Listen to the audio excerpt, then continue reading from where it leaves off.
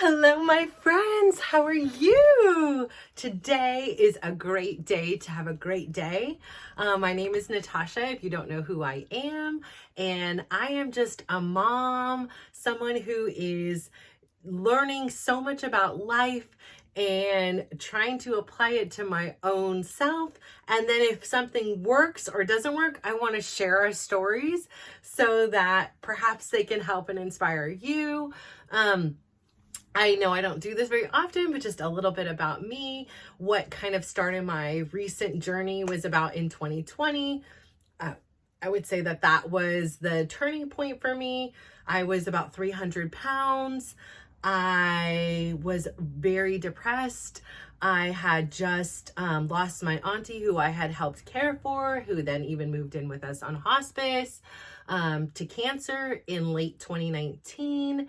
When I was having that experience, I kept asking myself, I was having the experience, well, I was supporting her. I was going to all the chemo, taking her to radiation, helping her drive to the city to help take care of her mom's apartment building, just anything that she needed. I was there cooking meals, taking her to the standard doctor's appointments and PT, all kinds of things, picking up medications, grocery shopping, preparing food so she didn't have to cook.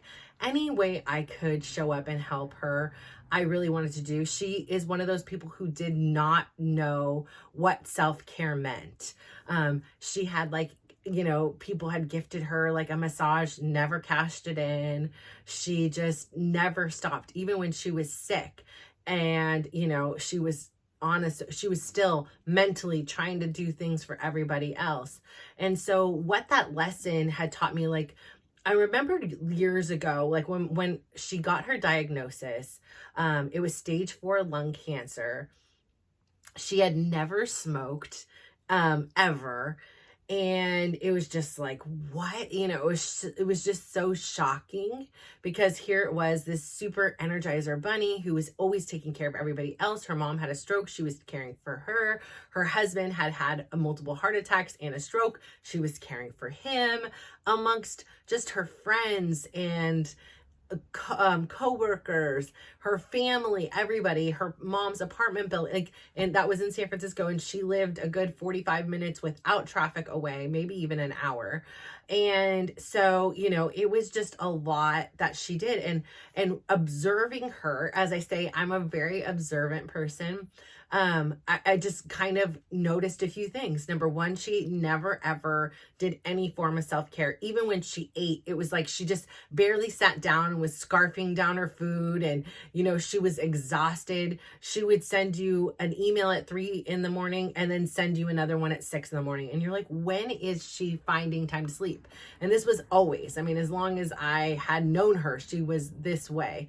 And when she got sick, for some reason, what reminded me, my grandma used to always tell me, because I was a type of person that kind of kept everything on the inside. I was very stoic on the outside, like everything is fine, everything is okay. And inside I was crumbling. And this was like a character trait that I had picked up very early on. So much so, when I was a young girl, I had developed an ulcer at an extremely young age. The doctors were so confused by it, but they were even more confused by this little girl walking herself to the doctors, and they're like, where are your parents? Where's your mom and dad? And I was like, well, my dad's working, and my mom, my mom's not in my life. And the whispers and the looks and the sorrowful eyes, and sitting there, my stomach was always hurting me. So would drink like Pepto-Bismol by the bottle. My tongue was black. I was super, super sick. I ended up having an ulcer. Then I was also diagnosed with this thing called H. pylori. I was diagnosed with, later on, I had some kind of parasite eating my intestinal walls, like something so random. So I've always had these chronic stomach issues, and I'd always hold everything inside. And my grandma used to be one, and she said, you got to let it out. You got to let these out. If you hold on to the anger and the sadness and the resentment and the pain, this is what makes you sick. This is what, your body gets sick. You have to let it out. And I was always in so much shame. I didn't want anybody to know that there was anything wrong in my life, or that I was struggling with things that I should have been struggling with. Like it's stranger to think and fathom that some of the life experiences I had witnessed, observed, absorbed, try to fix, try to figure out on my own and process without any adult guidance or any kind of guidance whatsoever, just me, myself, and I. It is not surprising, that life wasn't, okay, even though I put on this persona like everything's okay. I didn't want to upset anybody. I didn't want to make anybody worry about me. I was just, a good girl, and I could, handle everything on its own. I was reliable. I was accountable. I was responsible. And, for the most part, I appeared, at least complacent or happy. I was always despite all the things that had occurred in my life, I'm just by nature a very positive and optimistic person. I think one of my coping mechanism to having so many trials and tragedies and traumas was I was able to reframe these situations in a way that, even if at the time I didn't understand why this would be for my benefit or how it could be, I knew that ultimately my life would be better because this thing happened, even though in that state, in that initial time, it was really difficult and painful and challenging. And so, I had this like thought in my, I would hear my grandma's voice. I would observe her not doing any self-care for herself. And, I'd be like, go take care of yourself. Go get a massage. Go, do this. I'll take care of all these other things. You go. And she was like, no, no, no, no, no. And absolutely refused. And, it really got me thinking. And so, as, I believe it was, about a year from the time that she was, originally, a little over a year from the time of her original diagnosis until when she ended up passing away. I believe I'd have to go do my math, but it seemed like it, and she had gotten better for a little while. She had done this this medication that was like a chemo pill at first, which was really cool on paper. I mean, there were still side effects, like, it was like extreme drying, like her fingers like had no fingerprints left. It was just like everything was peeled off, and there were some strange like sores and things like that, but the tumors were shrinking. And so we were like, whatever, like that's fine. And I feel like there's such a strong connection between the mind and body. And I have seen it firsthand. Like I said, with my own son, when he had heart defects, he was a baby. And so he wasn't aware that he had surgery. And I kind of, downplayed it. I was like, oh, it's just your zipper. And, we never really talked about it. And he just never really understood the gravity of it. And I felt like that would give him the opportunity to define himself. He isn't defined by this illness. He doesn't have this lingering thing in the background that maybe perhaps makes him self-doubt. Like, can I really climb to the top of this playground? Can I really play soccer? Like, is this in my best interest? So, I was very delicate around that. And I really wanted him to have this opportunity to define and let his own body be his limit. Unfortunately, when he was in 4th grade, he ended up having an episode, and it was pretty bad. And at that point, we needed to really educate him so that he can best advocate for himself. As well as I learned that even though we write these things on the, back to school forms, and here's the story, here's what happens, that information is not always given to the teacher. So like his teachers were not aware, and I just assumed they were. And so it really, that situation, having an episode at school, first off, they messed with Mama Bear, and that teacher, I probably ripped her head off with my words. Like, I am pretty sure she still likes me. She ended up teaching 3 of my kids total, and she loves our kids. She was the one who, she was like, you need to write a parenting book on kids because you have some of the best kids. And she was a hard teacher too. She's like, you have some of the best kids that I've ever had through my doors. And so that was like a huge compliment because she was a business. Like, she had a good system. I loved it. So what she did was she split the class into 2 teams. They were 2 basketball teams. And then there was like coaches, assistant coaches, there were referees. And a lot of times they were the ones who were like disciplining each other. They wanted the points. So they like the referees and the coaches would be like, okay, guys, keep it down, get your paper turned in. Don't forget it. It was genius. I thought she was absolutely genius for this. So, a lot of that part of, educating that isn't fun, like like settle down, guys. She delegated it out to the students and then like rewarded them. I loved it. So she was a phenomenal teacher. She enriched their vocabulary. She gave out these booklet that had these words, and my kids in college still use these books. And so, she really just always elevated. She did way more than the bare minimum.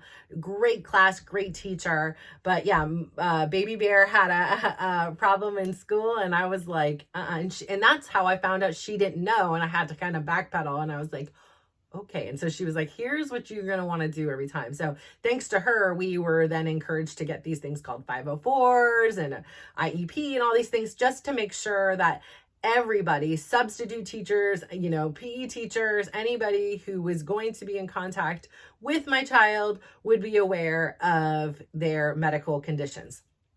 So if you don't know, now you know. Please go advocate for your student and your child, because I had no idea. It wasn't something they told me like, oh, hey, and by the way, when your kid gets to school, this is going to happen. I assumed this information got spread out. I filled out the forms very thoroughly. So, you live and you learn, and that information has been helpful to the siblings. So, mistake made, lesson learned. It's okay. And he was okay. So he ended up knowing, but I believe there's such this connection between our psychology and our body. Like, I do believe we can make ourselves sick. I do believe that. And here was the evidence for that. So we go in and she's like, I'm feeling so good. We'd go see her oncologist, and she's like, I'm feeling good. I'm driving her there. She's all pumped up. She's all happy. She's like, I'm beating cancer, and all this stuff. And she was just so funny. And we go in there. She had done a recent PET scan. Now we're looking at the scan. And he was like, I'm just going to be really blunt with you. The tumors are regrowing. And I just watched her face go from pure excitement and believing that she was beating cancer and feeling great to literally the life getting sucked out of her. Her whole face changed. The shoulders slumped. It was this 180 of what she had believed was going to happen in this appointment, like the other ones, where it was like, oh, we're shrinking. And she was still feeling that way. But once he said that, it just changed the whole demeanor. We then switched from doing the pill chemotherapy into doing the kind of traditional chemotherapy. And that, again, she was so into taking care of everybody else that she wanted to delay her treatment in order to go meet these fire inspectors at her mom's apartment building. And her brother worked in the city. It was like he could do it. Her sister lived in the city. There were other people that were able to do that were not fighting cancer. And, so it was just a challenge because I saw that change. And even then, it was like from then on, she was really sick. And I know, of course, it could be coincidence and the timing and everything, but it was like the mentality of it all, like really, really affected her. And so like that just validated my belief, my personal belief that there is such a mind and body connection. And so it's so important that we feed ourselves good, positive, kind things. And especially with our health. And so sitting there having that information, having observed her not know how to do any self-care, and asking myself that question again, like if I have that 100 hours, if I have that 100 days, how would I be spending it? It really got me to think, well, what is my goal? Again, like I said, I suppressed for so many years any of my own desires, wants, dreams, thoughts, because I felt my place on this earth was just to be of service. Like I was of service to everybody else. I make everybody else. That's my powerhouse. I'm really good at doing this. I'm okay being a martyr, and I'm okay with not, having an opinion. I just, will go along with the flow. And as long as you're all happy, then I'm happy. Until I wasn't, until it was, I started to somehow have some form of awakening, and it wasn't enough anymore. It was, on the contrary, it was sucking the life out of me. And I got to this place where it was again, I just simply didn't want to be alive. So I took this information and I thought to myself, well, what is it I want to do? What is my goal? And my whole goal was, I want to be able to see my grandkids, and not just see them and sit. Now, if I'm going from 300 pounds at this point, and every year I'm just gaining more weight, by then I may be 400 pounds, and I'm going to be in some kind of rascal rider, electric wheelchair at the park with them. And I'd rather be pushing my grandkids in the swing, or, running up the play structure and going down the swing with them. Going down the slide. I will, of course, be swinging with them. I love swing. So that's not a question in my mind. So, but this was my motivation. That was my number one, because I had such a beautiful relationship with my grandma. To this day, I still believe she was my soulmate. It was just this unspoken, just the most beautiful and pure relationship I've ever experienced, and one in which I felt so just cared for. There was only one time in my life that she broke my heart. She said something that hurt me deeply, and I try not to even think about that, because I'm this just never happened. That was just a weird dream. Let it go. It was a nightmare, actually, and it wasn't even that bad, but here she was, my everything. And so it was really important. So that was the first thing. And then I had to kind of reel it back. I had to think about how, my opinion on how the lack of self-care my auntie had, I believe, played a part in her, her body, getting cancer. This is my belief. I know it's, there's no proof, there's no anything. This is just my own personal belief based on what my grandma told me, based on my experiences with health things. And I believed the second thing that contributed to it is she harbored so much anger and resentment to certain people in her family, in particular her brother, who again would not step up and help Betty to help their mother, but was going to benefit the most from that financial situation. And it just infuriated her. She was he lives in the city and he can't help me out. And, it was always her job to find the tenants and clean up after and do all the things and arrange for the inspections and do all the things that she did, clean up things. It was a full-time job. And because she was so frugal and not very trustworthy of other people, she refused to hire a property manager to help with that, because all the money was going to help support their mom in this very high skilled nursing facility, because she required a very high level of care, because she had a PICC tube, I believe it's called, and something else. And that meant she couldn't just be in a standard kind of care home. And she ended up there because in the standard care home, there was an orderly guy that usually wasn't working there, and he dropped her and broke her leg through the bone. I mean, just gruesome.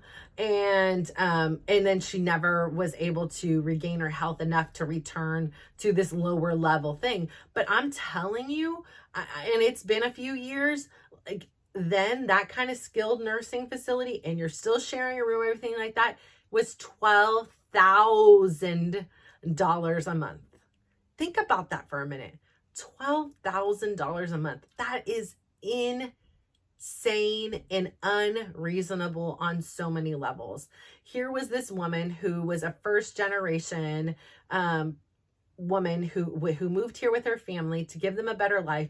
She was a seamstress. Her husband was a chef for even Joe DiMaggio. They worked hard. They lived with their 3 kids in a 1-bedroom apartment, saving every penny they could. And then they had the wits about them to buy an apartment building, a 6-bedroom apartment or 6-unit apartment building, and still stay in a very small unit upstairs together and rent out the rest, and then be able to eventually pay that off. And thank God they did, because that's what paid for her care in her later on in her life, because her husband had passed away from cancer himself.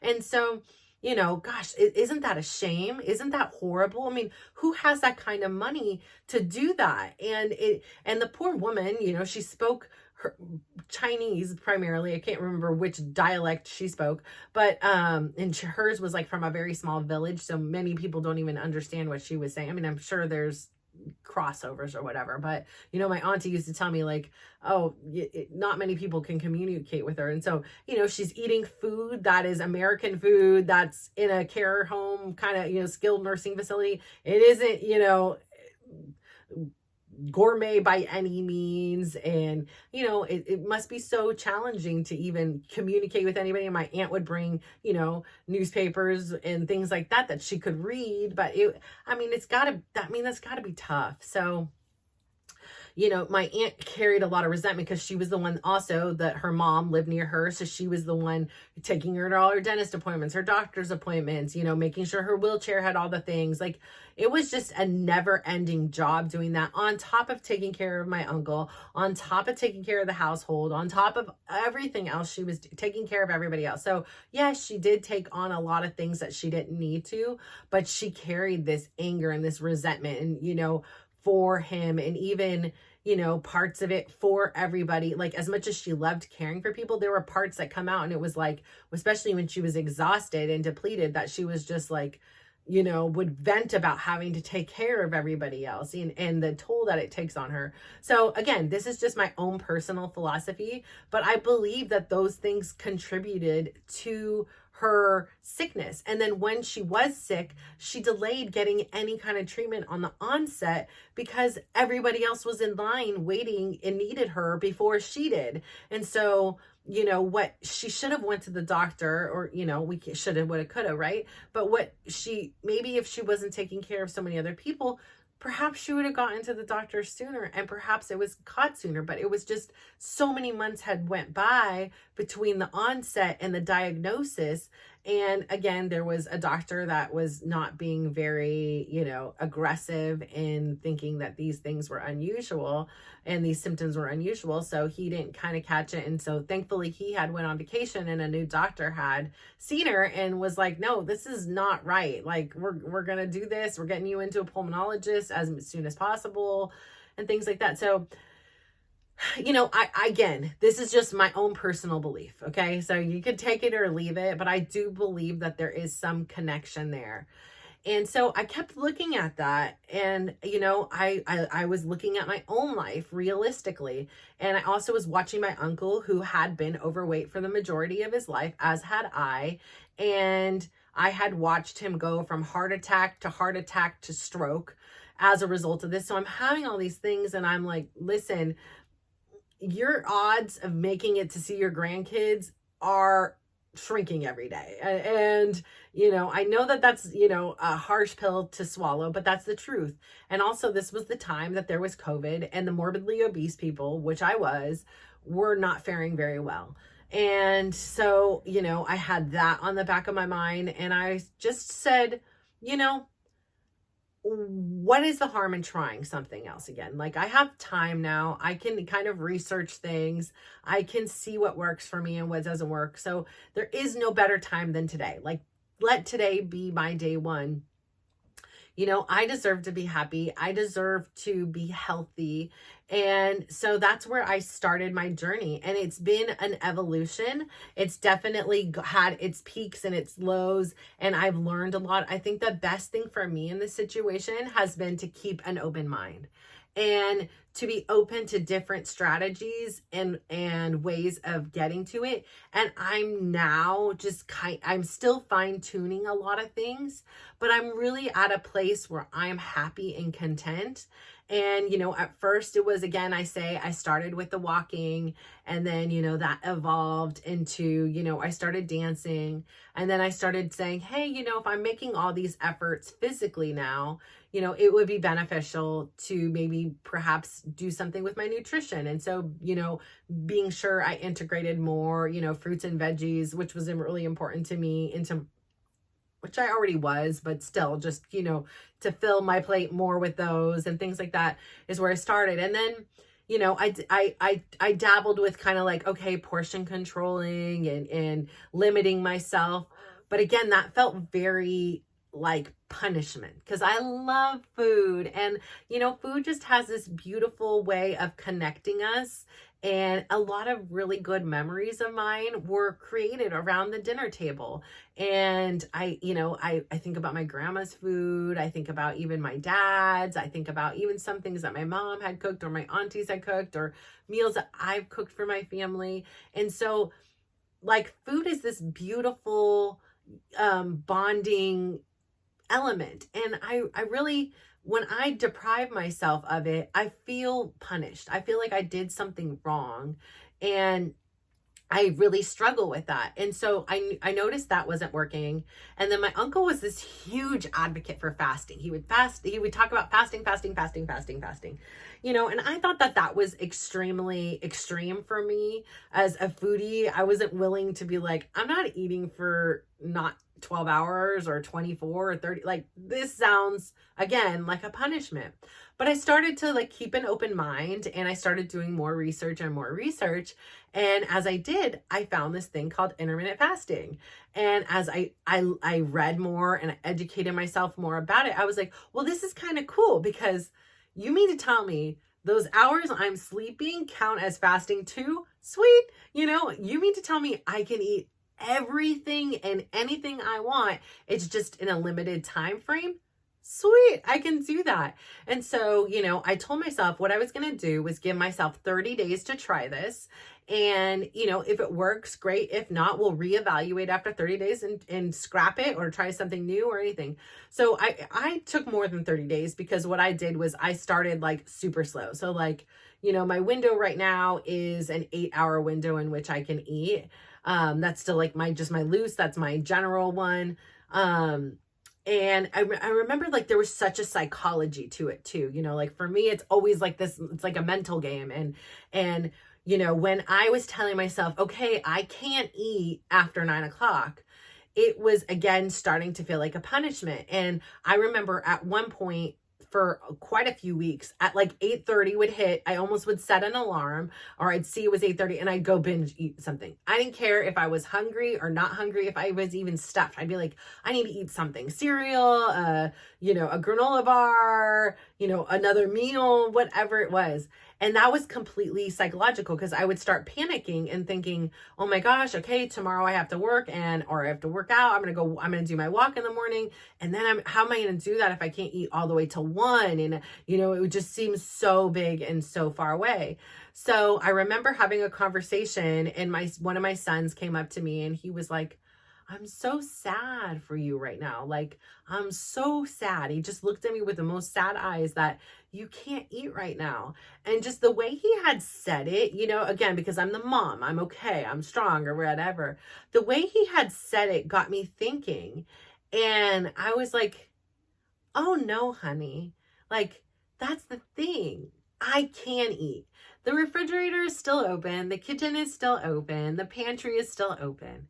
It's just, I'm choosing to not eat at this time. And is it hard when you guys make some popcorn or make some garlic bread or something that smells really good, even if I'm not hungry? Yes, it is a challenge. It is a mental challenge, because in my previous time, if I would smell that, it would say, oh, okay, let me go get a snack, and I could go have popcorn or chips or fruit salad or something, and I would go eat. But now it's like a way of having kind of rules, and it's a way to implement self-control. And I can say like, hey, I'm actually really hungry. I'm just going to eat now anyways. And it'll all correct in the end. Like I'll start later tomorrow, or I'll, begin early.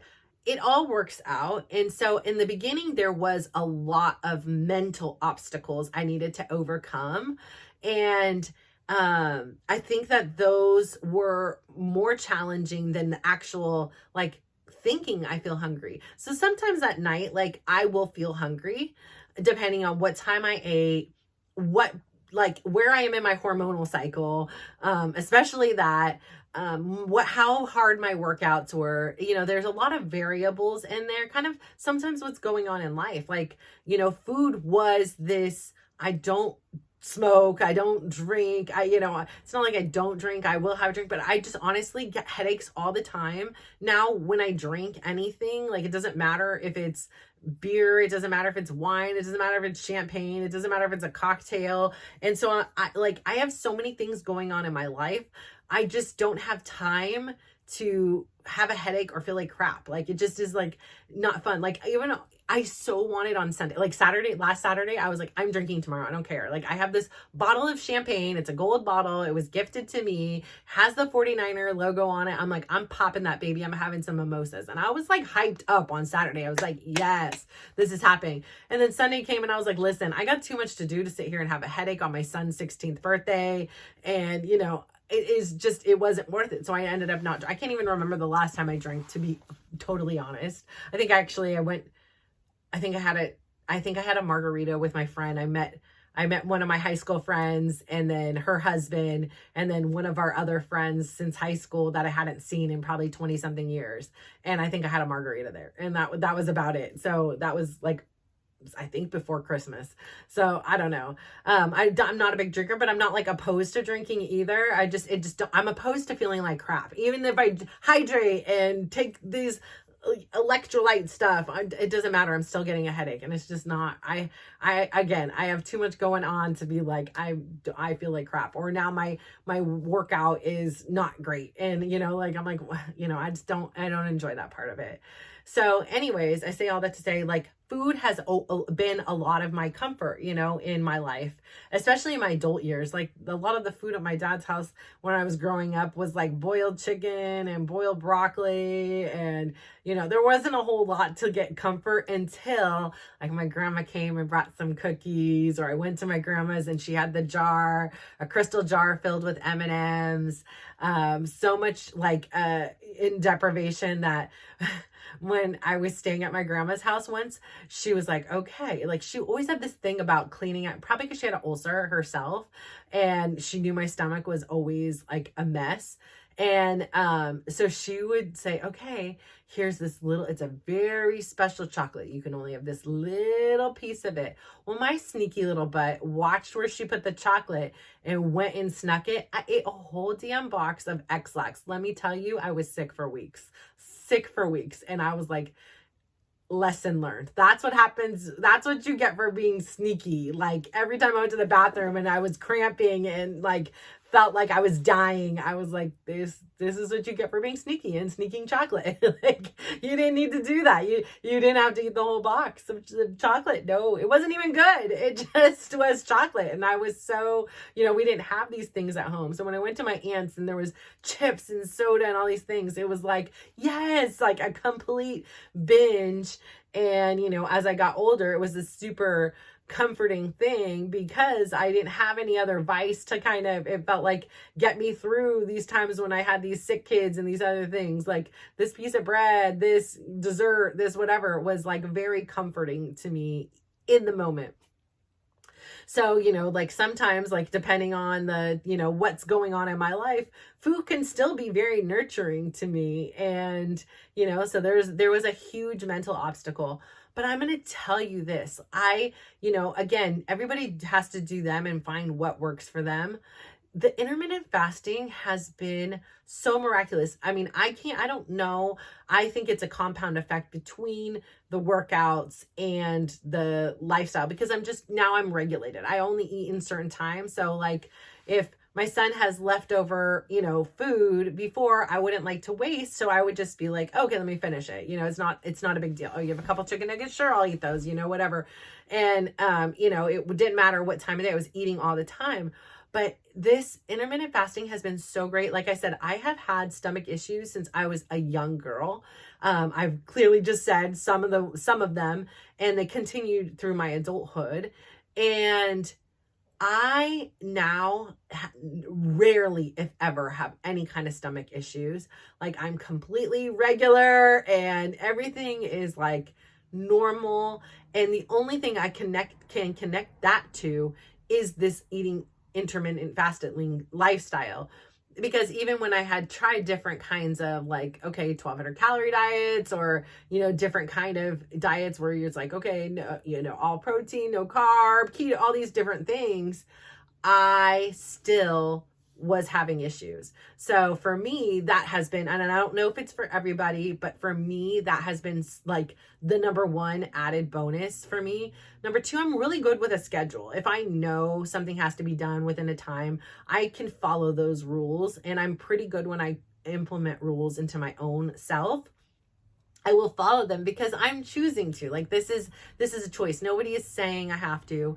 And this is such an open lifestyle choice that I can eat whatever I want. So if my kids are having pizza, or we were going out to a restaurant, there isn't like, oh, I need this particular, I can't eat carbs, or I can only have veggies, or whatever it is.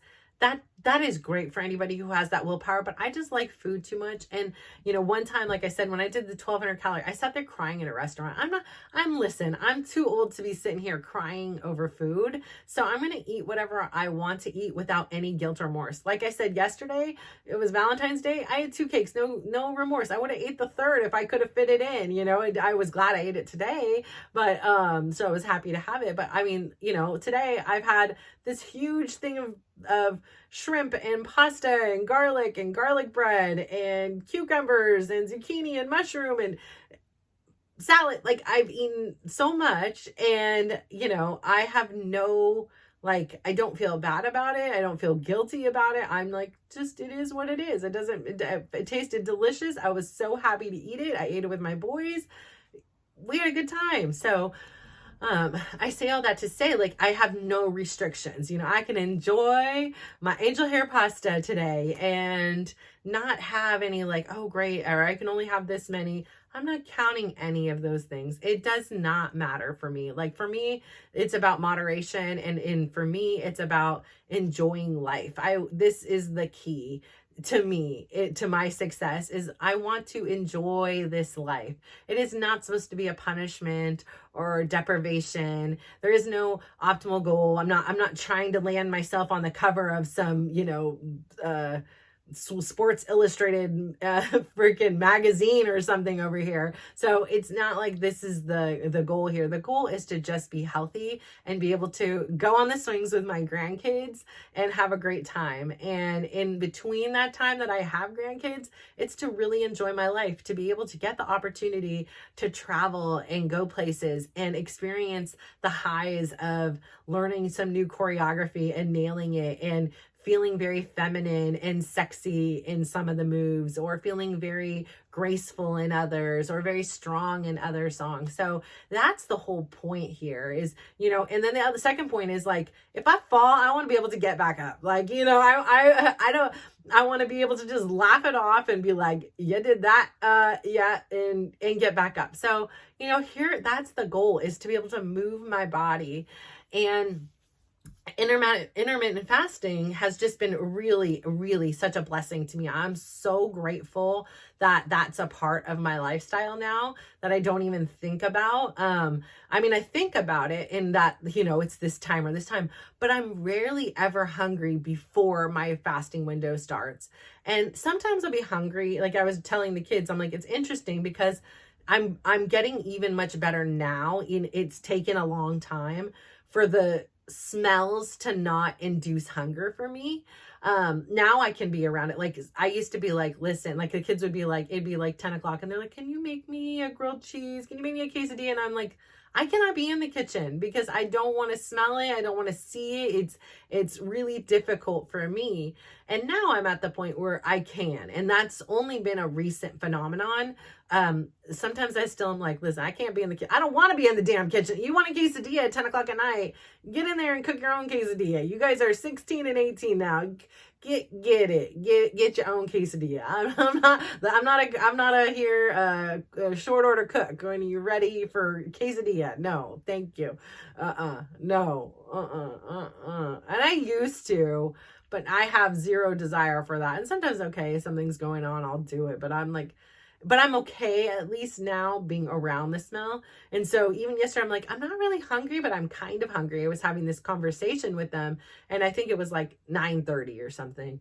And I said, it's what's interesting to me though is I'll go to sleep, and then when I wake up, I'm not hungry. I'm like, so where does that hunger go? It's interesting.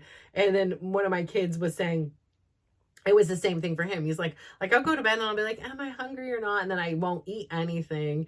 And then I wake up and I'm not hungry. So we were like, where does it go? It just disappears. And, it's not like you wake up hungry. You're like, because there's always, options for food. So yeah, I think that it's been a real blessing in my life. Like there's been other side effects, like the mental clarity has been amazing. I used to have a lot of fears around, because like on a particular day, so on Wednesday nights, I do a workout, like a 2-hour workout, and then it's like a bar and a dance.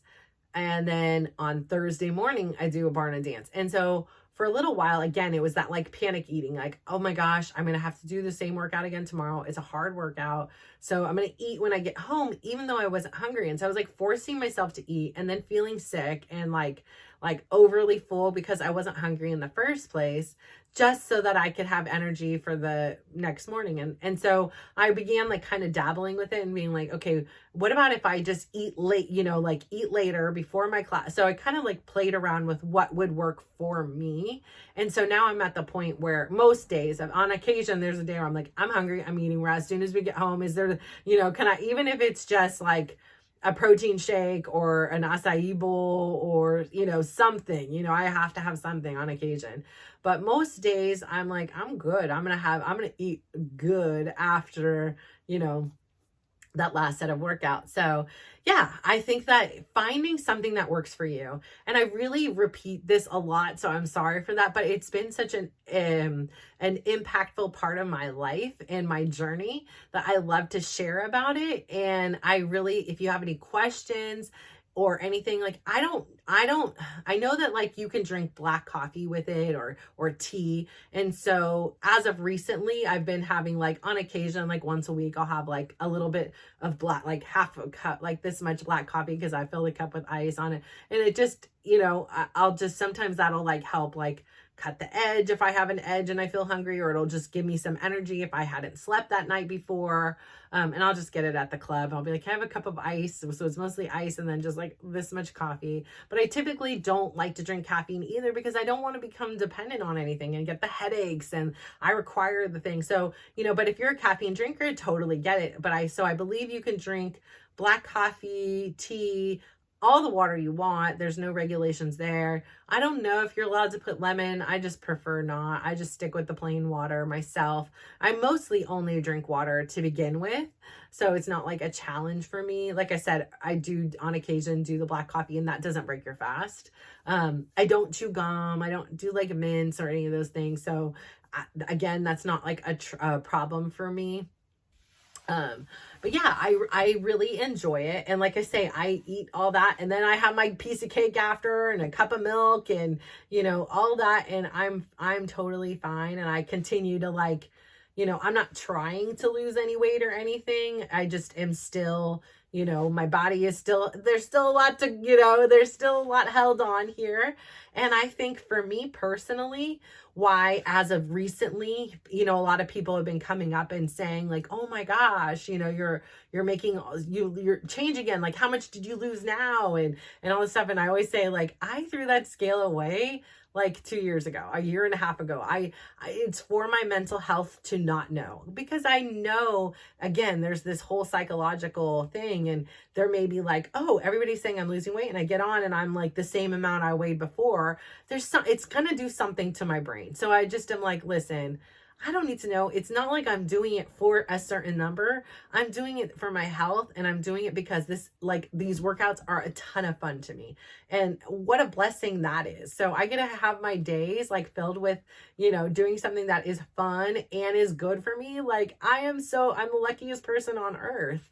And so, I haven't always thought like this highly in my life. Like sometimes I come on here and I'm just like, life is great. And it really is. And I'm not even like fronting or faking or anything.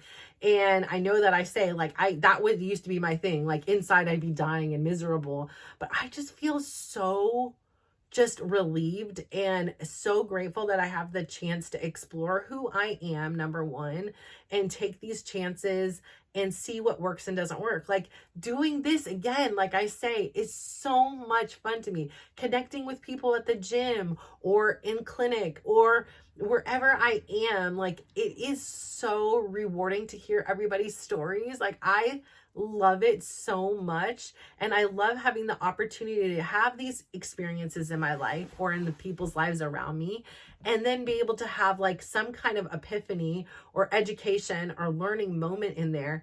And then to have this like building of resilience, right? Like where I'm going through and I'm not just, repeating it just like I used to beat myself up.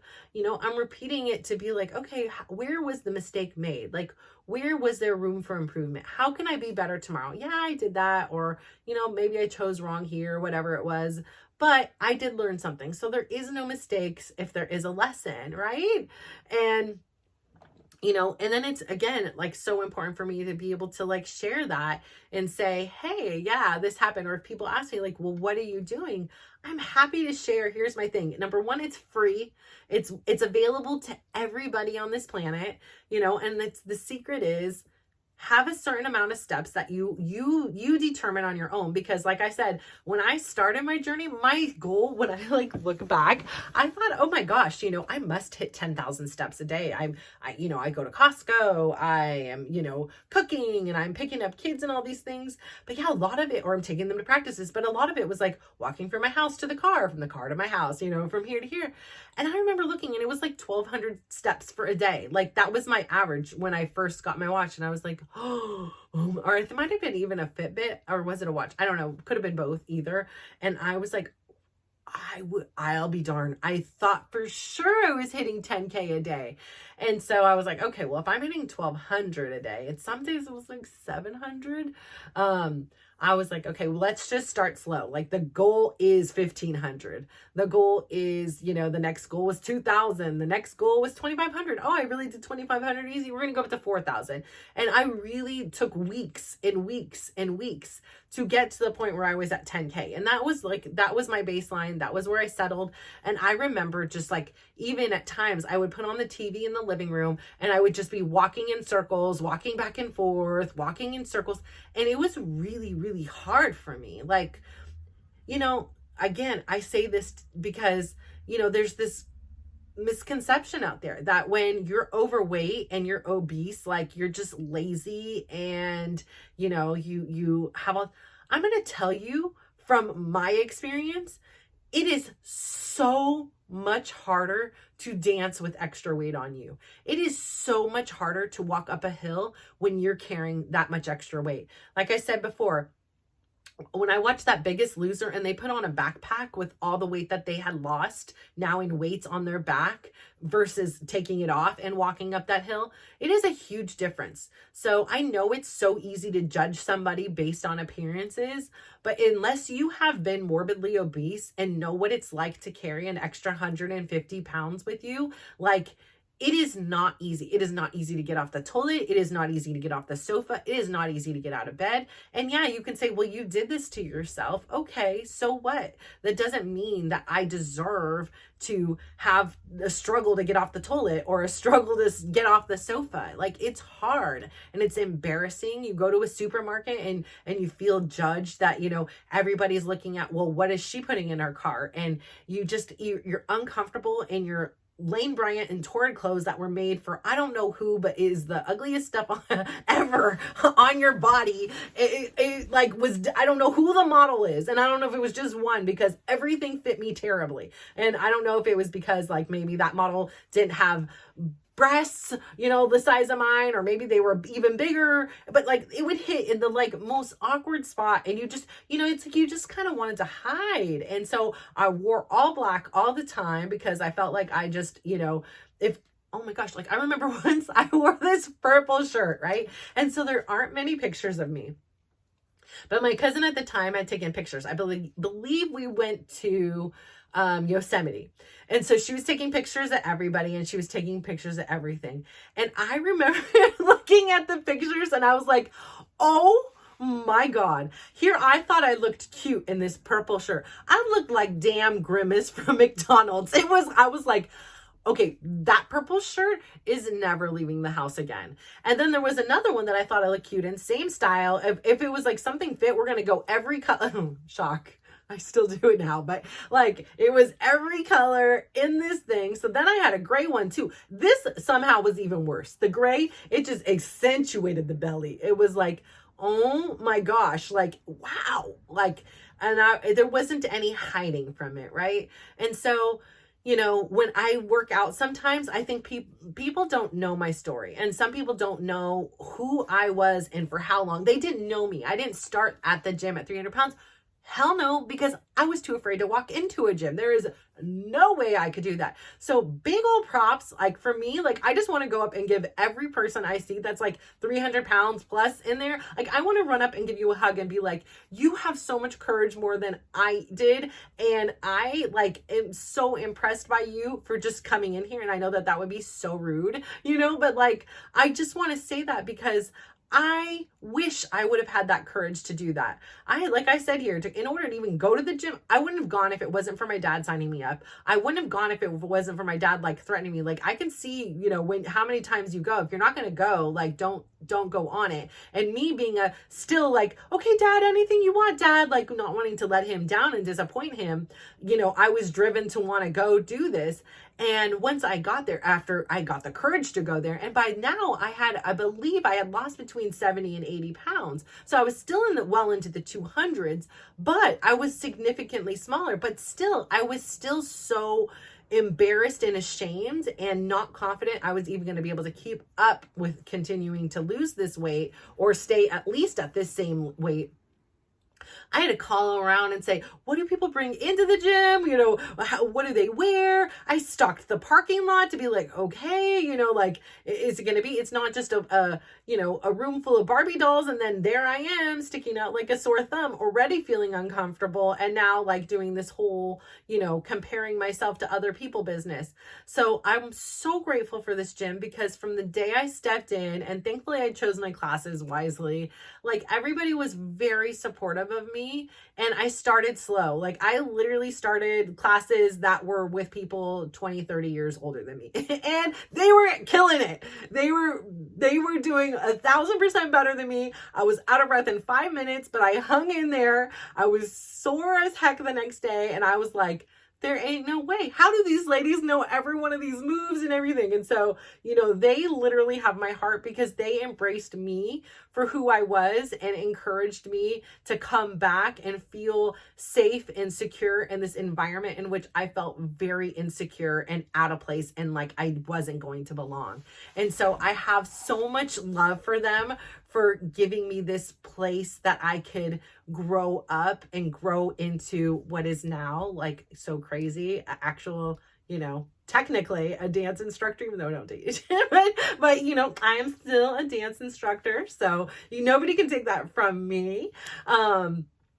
I earned that. And, so it's been a big journey, but I want to go, I want to go up to them and be like, I am you. I am still you. Inside me is still you. And I am so impressed by you, because I know for me to walk in the gym, it's 100 times easier than it was at 200 plus pounds.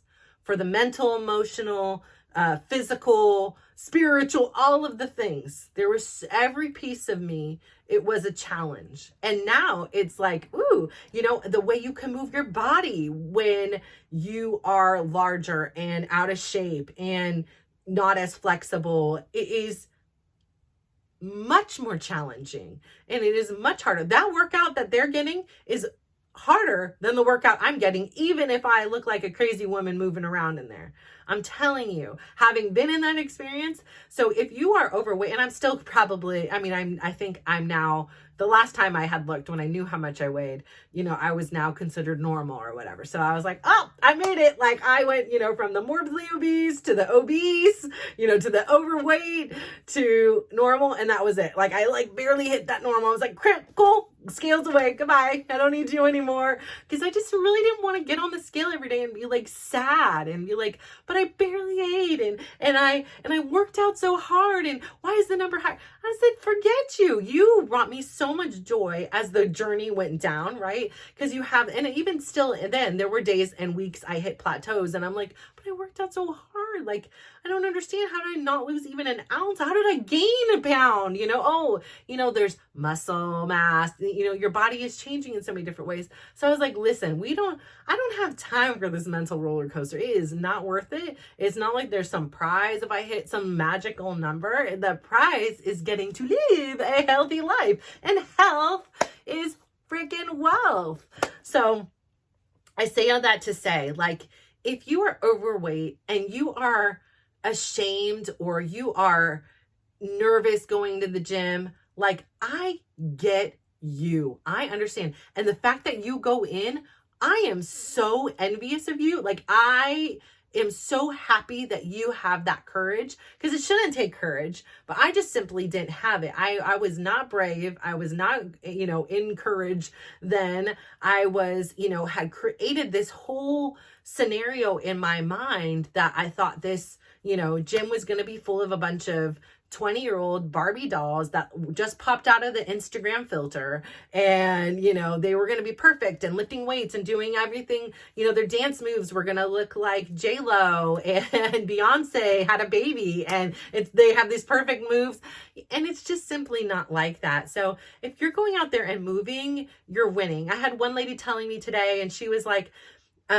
she said, I just want you to know how much fun it's been, because, where you stand is usually where I can see.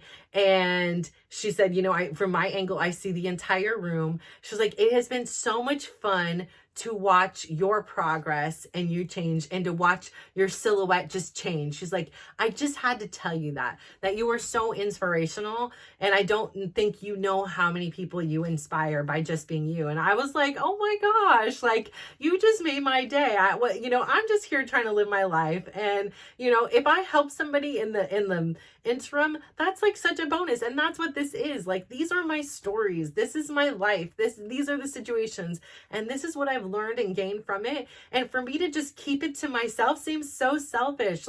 Here, maybe this will be some nugget, because there's been stories that I've heard or lessons I've learned through other people's experiences that have really hit home to me and have changed who I am. They have opened my mind of thinking. It have changed my perspective and my philosophies. And so being open-minded, being willing to make different changes and put yourself out of your comfort zone, that is key.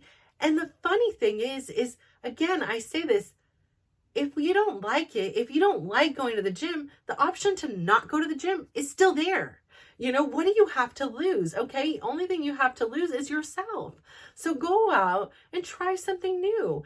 And who knows, maybe you'll really love it. You'll find a passion and someday you'll be the instructor in the class. I mean, crazy things happen. That happened to me. I never would have thought that. If somebody would told me in 2020 that here you were in January of 2024, you would become a dance instructor, I would have said, yeah, right. A dance fitness instructor. I would have said, yeah, right. There's just no, I literally have never even danced before, except for when I was a little kid in a jazz tap ballet combo class, and I was like this tall. Like, give me a break here. What happened? So like, anything is possible that you put your mind to, and wherever your focus goes, that energy will flow. And wherever you have this passion, just by nature, you're gonna want to put in energy, and the focus is gonna be there too.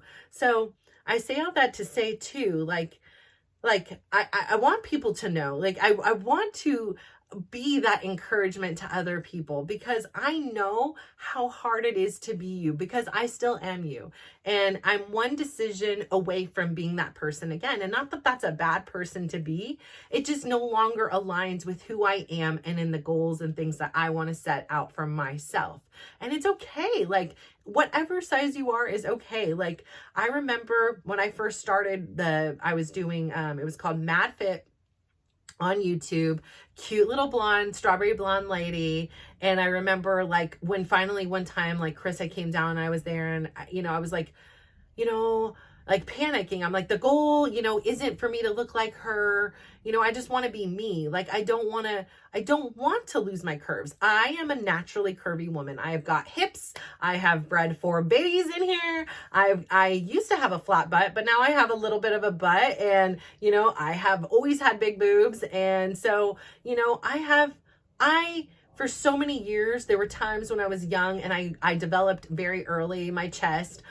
I tried to like tape them and hide them and, wear 2 bras so nobody would know they were there, because nobody else had boobs. And then, I didn't understand hips. So again, I was talking about jeans. And then of course, I didn't know what kind of jeans. I didn't have a mom to be like, no, not those jeans, hun. Like those might be cute on somebody that doesn't have those hips, but you with the hips. So I'm trying to fit in the jeans that everybody else is wearing. And, it just isn't flattering my particular body. And I didn't understand, like I had this really just naturally small cinched waist. I didn't know. And then, when it came time for me to like, finally I was like revealing my body, like, in my 20s, I ended up then getting pregnant and all this stuff like that. So, and then I just gained weight. The only time I lost weight was when I was pregnant, because I got so stinking sick. I could not even eat. So I lost weight being pregnant, but as soon as those babies were out there, I was like, bring mama the food, I'm hungry again. And I really just kept the weight then at that point. But it is so difficult to carry all that weight. That's all I can say is it is so hard. It is hard to walk upstairs. It is hard to walk downstairs. It is hard to sit in a chair at soccer. Like, so many things in my life, it made it harder. And I guess, like I say, people can say, oh, well, you did this to yourself. It doesn't matter. Like, it doesn't mean just because I ate and I didn't exercise, it didn't mean I deserved any of that.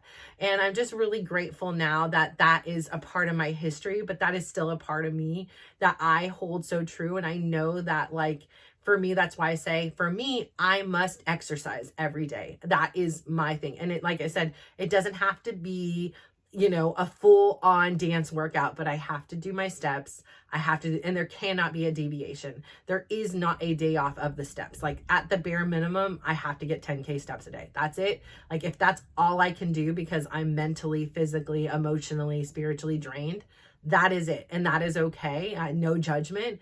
And most of the time, even if I'm feeling like depressed or low or sad, or like when my son tore his ACL, I really struggled. And I struggled for a couple months. And I think what exasperated it was his surgery was delayed by 6 weeks while he did pre-rehab. And then the doctor was out, and the holidays, and it's summer. So a lot of kids are doing their elective surgeries now. And it was just, that's when you have one amazing surgeon, you're waiting in line at his mercy. And that 6-week period, of just kind of being in call and praying and wishing somebody would cancel, and just wanting to start the clock for him that would be a year-long clock, was just getting delayed. And it was, like I said, I had severe PTSD. I was waking up at night in cold sweats, and it wasn't like a menopause kind of sweat. It was like I couldn't breathe. I would have dreams about it. I would have, was so upset that I didn't listen to my, gut when I was like, maybe we shouldn't go, maybe we should go. And as if I could have stopped it. It doesn't mean like maybe, sometimes in life, like my son is so good at doing this, Mom. He's like doing this to me. He'll be like, Mom, stop. Like there is no should have, it just happened. Like if it was meant to happen, I could have been at home and fell down the stairs and tore my ACL. So at least this way I did it doing the thing I loved most. And that like brought me some peace too. And like I said, it hasn't been all bad because we've been slacking as of, since Christmas. And I think now that the weather's getting better and I'm getting on a better schedule and the evening soccer games are kind of over with for now. I think that him and I will get back in a better, it won't be so cold, getting back to a better, walking schedule again. But that's just another hour that I have to like piece into all these things that I want to do. And, but it was so important to have that time with him and those conversations. I feel absolutely blessed. And had it not been for this injury, that whole, everything since would be different. And so even I would be different. And again, for any of you parents out there supporting a child, like it is that with anything from heart surgery to brain surgery, to an ACL, to a peanut allergy, to rare eye diseases, to, mental health issues. I have been there.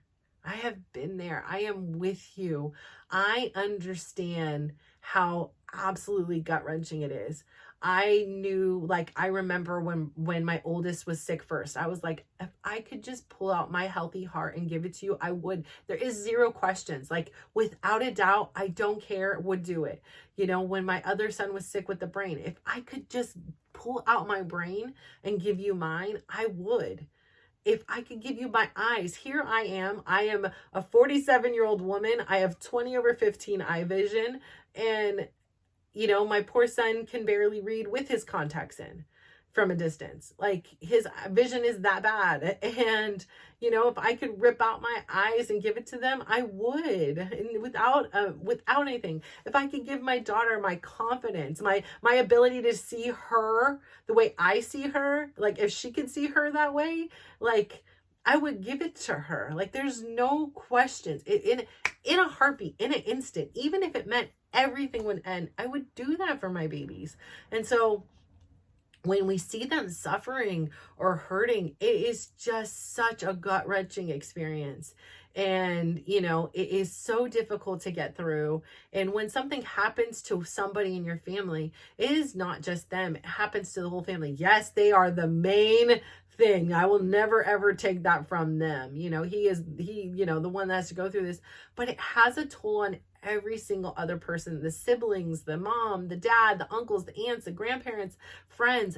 There is some form of loss and pain in there. And so I think for my son, Dylan, it was at this point where he had worked so hard in his soccer career. He had overcome so many things. It was such a beautiful story and everything was aligning up. He was talking to colleges and creating highlight reels and getting great feedback on everything. And then just in a one misstep that everything had changed. The whole trajectory changed. So again, what it reminds me and what I come here to say is life is super, super fragile. We just don't know. We don't know. I have a neighbor whose husband, they retired, they moved here into a single-story home. They had a big, large 2-story home. And, their plan was to move here and then travel and do things. But his health didn't facilitate that.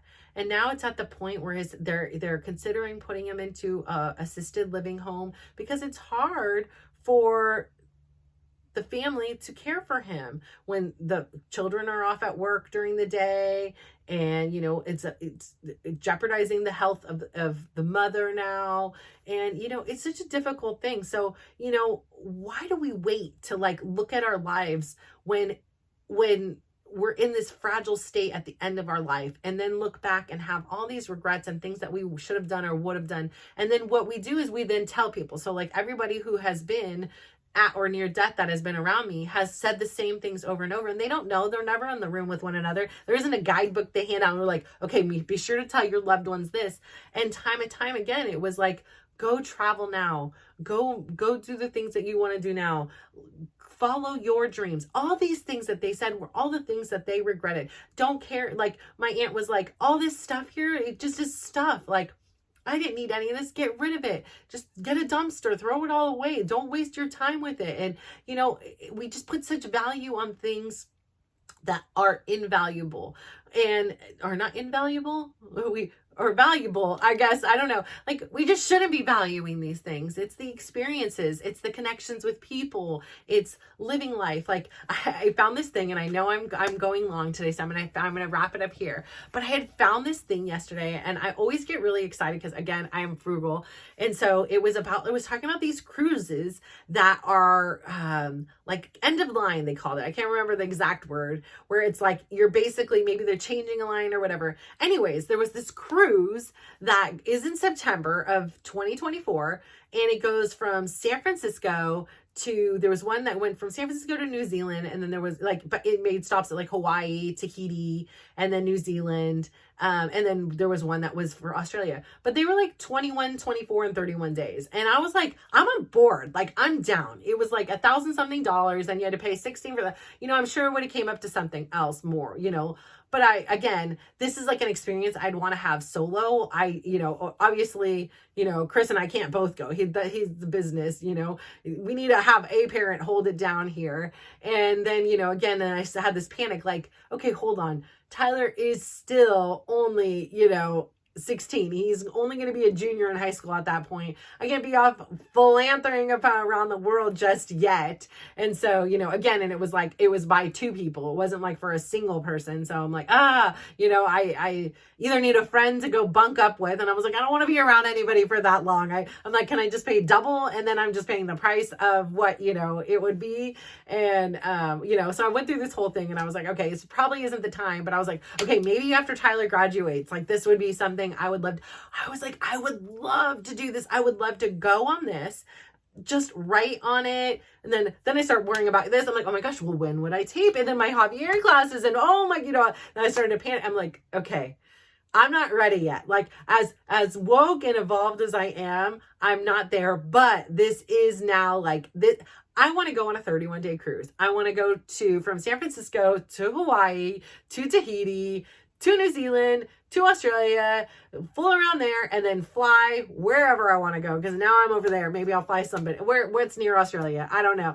Or maybe I'll just fly back home. So I was like, this is so cool. Like, I think that this is such a fun way to explore. And this is like literally up my alley, to where I can just film, I could write, I can meet people. And like, that just sounds great. I don't want to be tied down to somebody I know. So like, if it was a stranger, say, hey, if you want to be my roomie on some excursion around the world, we don't have to communicate, except for I like to talk, but you know, maybe we'll talk outside the room. And, you know, I don't know how I get sometimes lost in the logistics, but you know, I think that would be so rad. Like, I would love that so much. Oh my gosh. So another bucket list like item for me to do is something like that. I would love it. And especially since I don't have to worry about like where I'm going to eat or this, like I could be at sea. I freaking love the ocean. So I think I'm like, maybe I need to do like one of those small cruises from San Francisco to like Baja, Mexico, and then back or something. Cause I don't, you know, I'm thinking, I grew up on boats. I drove boats all the time. Like, I'm thinking I wouldn't have an issue with this, but again, you know, sometimes what I think and then what really happens are totally different things. I'm like, oh, okay, I did not see this. Like, I do panic a little bit. I am a tad bit claustrophobic. So I am like, okay, I need one of the rooms with the balconies. Like, I start to sometimes like think about like if I'm in a room, and my room is pretty small. So I'm like, okay, what's the square footage of this room? Like, you know, like I need to like close off the rest of the room and be like, could I do this? Like, you know, can I do this? And then of course you don't have to just be stuck in your room, but like, there's just some part of me that like at some points I'm like I get like claustrophobic just thinking about being in some tiny room with no windows or something. Oh my God, no, like I can't. Give me a window and like I'll be just looking out the window all day or something. But I need something. I don't think I could do just an interior, no window. Listen, I got enough money to get me a window, at least I hope. So, especially if I'm going on some cheap cruise, right? Like, I don't know. Sometimes, like I say, it's not even happening. I didn't even book this dang thing, and I already had an anxiety attack about the dang window. But there was one with a balcony, and it was still in the thousands for. It was like $1,000.